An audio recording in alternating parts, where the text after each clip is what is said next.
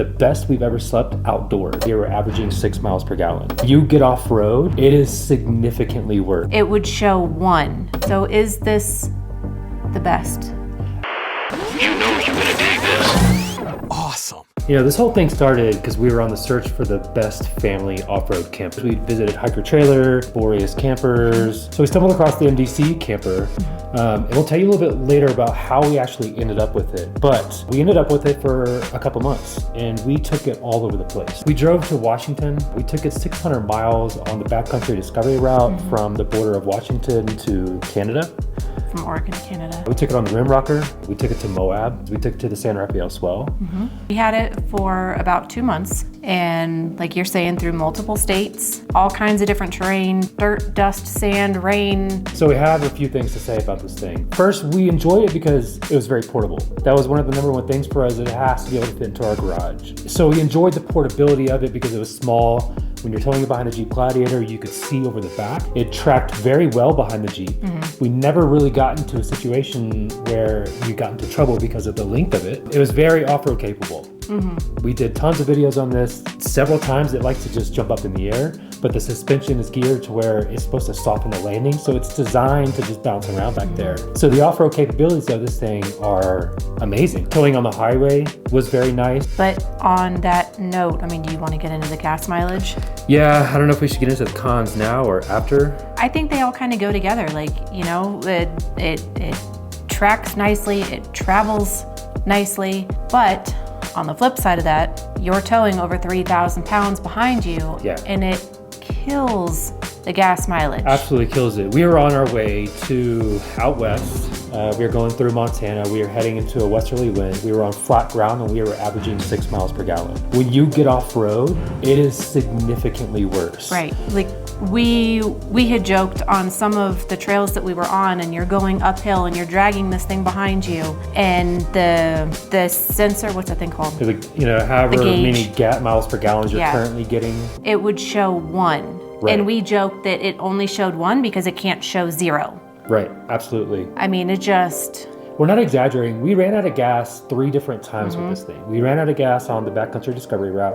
So we are 98 miles into section 2 and a fuel light just came on. We ran out of gas coming back from the San Rafael Swell. And we're on the highway. Right, off on a pull-off, on like a rest stop. So we had to actually use the supplemental gas. We averaged about 4 miles per gallon. That's how much you're gonna average off-road towing a 3,500 pound trailer on a Gladiator with 37s with 488 gears. That was a major issue for this thing. But with the gas aside, it had a learning curve setting this thing up. The first time setting it up, we'll link to the video above, took hours. When we set it up 15, 20, 30 times, we got a system down and we were able to get it down. If we raced, it was like 5 minutes. Yeah. Here to get the whole thing set up in 5 minutes, including like the little window areas and the kitchen. Setup is not really an issue once you learn how to do it. We learned how to keep the poles separate. Like the 2 end window poles, we would keep differently from the side window poles because they're different sizes. So we would keep them Velcro together so it'd be easier to put the poles up. Right, so you can just kind of grab and go. You don't have to sort through everything every time you're setting it up. Kind of on that same note though, when we were going around and we were looking at all of the different campers that were available, one of the biggest draws to the MDC was this gigantic annex. Yes. That was my favorite thing about this. I thought it was fantastic. We never once set it up. No, not the whole thing. Not the whole thing. It is so much work. It's so heavy. It's 50 pounds for this canvas material. And that was part of it too, is, you know, they talk a lot about all of the storage, you know, look at all of our storage. But if you take all of the poles and all of the extra fabric with you to set up the entire annex, that fills up your storage. Yeah, it really does. And like you're saying, it's super heavy. So we left most of that behind when we would go out. Right, exactly. Because there's 4 of us trying to fit stuff in this camper, and we were gone for weeks at a time. Yeah, several weeks at a time. The longest we were 3 weeks plus. Right. We were out with this camper and we slept in that thing every single night. So storage was, I mean, we needed every bit of storage. We couldn't fill it up with the canvas and the poles and the everything else. So I just thought that was a little funny that my favorite thing about it when it was set up in the showroom was something that we never used. We used the awning a lot. Oh yeah. That was absolutely important, especially some of those hot days in the swell that we were there. We used the side wall where the kitchen pulls out, Right. Because it would block the sun and stuff. So that was, it would block the wind. And speaking of it, it's very durable. The whole thing is very durable in the wind. We were in Montana, the wind was whipping through 40, 50 mile an hour gusts. It sounded awful, but the thing didn't budge because it's metal pole. So it's very well made. The entire thing is very well made. The canvas is well made. There wasn't not enough flat space. We were always clamoring for more flat space to set things on. In fact, we used the fridge and the fridge slide as a flat space a lot of times. Another major issue though with the inside is Parker could not sleep long ways. That's our youngest. If you look on their site, it gives you a diagram of like 2 adults and 3 small kids. Right. But Parker's feet hung off. So that was kind of a major issue, but one that we were willing to kind of deal with because there's a way around it. You could pop up a stool. And that goes back to our whole, quest for the best off-road family camper thing. Right. Is what we found is most of these companies, when they say that they're geared towards families, they mean 2 adults and little bitty kids. Small, young families. Right. Not families with kids that are grown up. Right. I mean, we have an adult-sized son, Right. and then, like you said, Parker's still growing, and It was very comfortable sleeping inside there. We slept very good. The best we've ever slept outdoors. Like better than in a tent because it's all dark and it's very comfortable. dark. You feel safer because you're up in the air. The bed was comfortable, and which is strange because RV mattresses and things, camper mattresses typically aren't the best, but that held up pretty well during that time. The kitchen area was nice.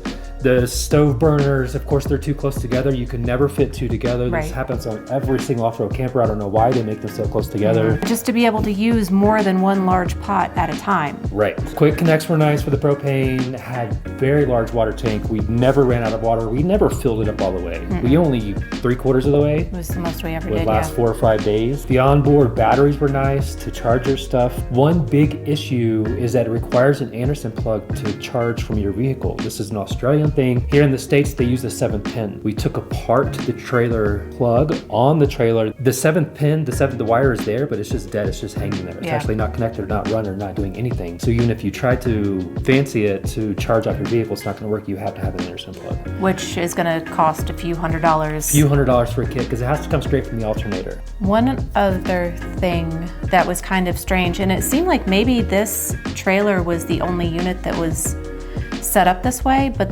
the door is on the wrong side of the trailer. Yeah, it's on the driver's side. If you happen to find yourself in an RV park, for a night, or if you're passing through or whatever, you're going to be on the wrong side. Yep. So your door is going to open to your neighbor's door, and you've just created a buddy site with somebody who doesn't want to be your buddy. And I don't want to do that because the nature of this camper is just you're kind of out. Yeah. Every now and then you're going to end up in a campground to recharge batteries or take showers or to do whatever else before you go back off grid again. So it's just a little awkward in those situations. Yeah. And if Strange you're design. Yeah, if you're in a spot where you can't park backwards, it gets Right. Be aware of that. Yeah. And, another big thing with this is we could never get it to sit straight. It may seem like a small, insignificant thing, but I like straight lines. We do video, we do photo stuff. Right. We wanted to paint this thing in the best light possible. And I think once out of 50 times we were able to get it actually straight, and we spent a lot of time moving the bars, extending the bars, making sure the trailer was level. You could never actually get it straight because the canvas would constantly slip over those poles and stuff that it came with. And it always just kind of shifts and readjusts itself. Right. And I mean, you and Max would be in there tugging on stuff. And, Yeah, trying to straighten it out. And then if your door isn't zipped, you can tell plain as day because your door hangs Right. at an angle, and Yeah, it's and then just, zipping up is awkward. it is. Along with that, there were parts of it that the wall, they're Velcroed to the wall of the camper, but that Velcro is attached via an adhesive. So over time, that adhesive would come loose, and so now your whole wall just is kind of janky Right. because the adhesive comes loose from the inside, and there's really no way to fix that unless you just get a whole new piece of adhesive Velcro strip. Like they could have put to snaps. Buttons, right. You know, little things like that. You know, the solar panel that they include, the cord's not long enough. There's a lot of little things that you can nitpick with this, which is actually a big issue because several times we found ourselves with the sun being just out of reach because the cord was so small. And you can get an extension, you can fix that yourself, it's not an issue, but... When you're doing, you know, big overlanding trips, right, and you're driving all day and you can't charge your batteries from your vehicle because you don't have the Anderson plug, when you get to camp, you need to be able to pull out your panel and charge your stuff up. Like you're saying, the cord's only so long and you're chasing the sun and now you've only got little slivers because it's late in the day because you've been driving all day. We ended up having to put the solar panel on top of the roof. That's why you saw in a lot of our videos, if you follow our channel, that we had it mounted on the cargo rack because that was permanently plugged in. So we could charge while we were driving via the panel. And speaking of, the cargo rack was a nice addition. It's perfect to set extra cargo and stuff. It never really got into the way. That was our biggest fear, that it would just stick out too far. I caught a tree. Oh yeah, you did. I did. That's right. But yeah, it does stick out. It even makes you a little nervous like when you're driving down the road because you're right on that line and right next to other cars, and you know, because you have this extra thing hanging off the side. It's also very confusing to people. Like when we were in campgrounds, nobody knows what it is. Yeah. You know, is it some sort of futuristic solar panel? It's a big antenna. Right. It was a conversation starter. Oh, for sure. People were like, wow, that thing is amazing looking. Yeah. And I think overall, we were very happy and comfortable with that trailer, I think. Overall, yes. I mean, there's some things that I love having the other half of our garage open. Yeah. You know, because I mean, it took up every bit. So that's something to keep in mind. You know, are you really willing to give up the other side of your garage, part of your driveway, part of your yard for this thing? Right. So why don't we have it anymore? You know, we made these initial looking for the best off-road campers for various companies because we were hoping that one of those companies would reach out and want to collaborate. Sure. It worked with MDC. A guy named Skylar reached out. He really saw the potential of the video stuff that we were doing. So when we did this video on MDC, he saw it, he loved it, he contacted us, we partnered up. We were supposed to have the trailer for 30 days. We ended up having it for 60 days. He invited us to SEMA. He invited us to Caravan with MDC and their crew from Southern California to Las Vegas. We were excited about the opportunity to promote this camper because we really enjoyed it. Somewhere down the line, we were in the middle of Washington. Skylar doesn't work for MDC anymore. And now it doesn't seem like anybody at MDC knows what's actually going on other than the marketing contact that I had through Skylar. I've been sending the marketing person at MDC images and videos and sticking to our end of the bargain. And she's in Australia, right? And she's in Australia, correct. So I'm trying to follow up and stick to our end of the bargain, which is deliver 4 videos, 8 reels. We ended up delivering 7 videos, 36 something reels. We went above and beyond, sent lots of promotional pictures, but the problem that we were running into was the temporary tag was running out. And Skylar had mentioned to us that it didn't seem like it was in a rush to get the trailer back as long as we were making content. Right. He said, I'll just make you a new tag, not a big deal. We are on our way to Trail Hero. So we were on our way from the Swell to Trail Hero. The tag was expiring. We've been trying to get it for 2 weeks before we left. A lot of people up until this point were basically brushing us off, saying, you know, I don't really have time for this. You know, here's this other person, contact this person. There was a guy, the highest up, I guess, in the United States for MDC. So we were basically told to bring the trailer back immediately. So we had to turn around, and that's why we didn't end up at Trail Hero. We had to turn around immediately, head back to Colorado to drop off the trailer on the end of the tag date. Because he said, you know, drop off the trailer and we'll talk about future stuff. And so I told him, thank you, you know, thanks for the opportunity, and wanted to follow up. We dropped off the trailer. I thought for sure we'd hear back from them. We have yet to hear back from them. All the images, all the videos, all the work that we did. And look, I'm not expecting anything more. We followed our end of the bargain. They made a small advertisement on Facebook, but they haven't done anything with any of the videos, any of the content, any of the stuff that we sent them. They have not done anything with, and that's their deal. But we spent thousands of dollars, and maybe that was our fault. You know, the gas to towing this thing everywhere, putting this thing in the best light. We wanted to really work to go above and beyond to deliver to this company, and it just didn't seem like it was received very well. So that's a little disappointing. Feels like they're still having some growing pains. They are relatively new to the United States, and it's like they're still trying to get their footing. They're still trying to find their right people for their team in the States. People trying to figure out positions, you know, who takes care of this, who takes care of that. They haven't quite gotten it figured out here just yet. Right. So I think that was a big part of it too, like a lack of communication and knowing who's doing what. So I guess that's it. Yeah, that's why we don't have a trailer anymore. So is this the best? I don't know if there's the such thing as the best family off-road camper. I think there's just which one sucks the less. There you go. Which one has the least amount of issues that you're willing to put up with? Yeah. Is it better than sleeping in a tent? Is the MDC trailer better than sleeping in a tent? Absolutely. Crap gas mileage, you still think it's better than... I think it's still better than a tent, sleeping wise, because we never slept well on the ground in a tent. So if you take this notion of just a tent, because we have a family, we need to sleep 4 people. Right. So I think we're going to look at the combination of an RTT along with like a very small trailer that just stores stuff and an RTT on the back.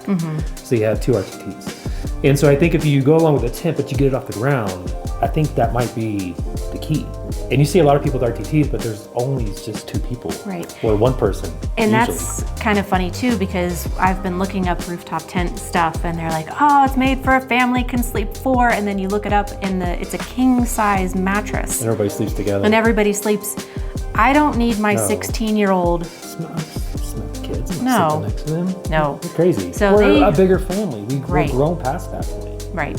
So it's time for companies to make things for big families or older families who are further down in their path than my younger family. So I think that's where we're going to go next.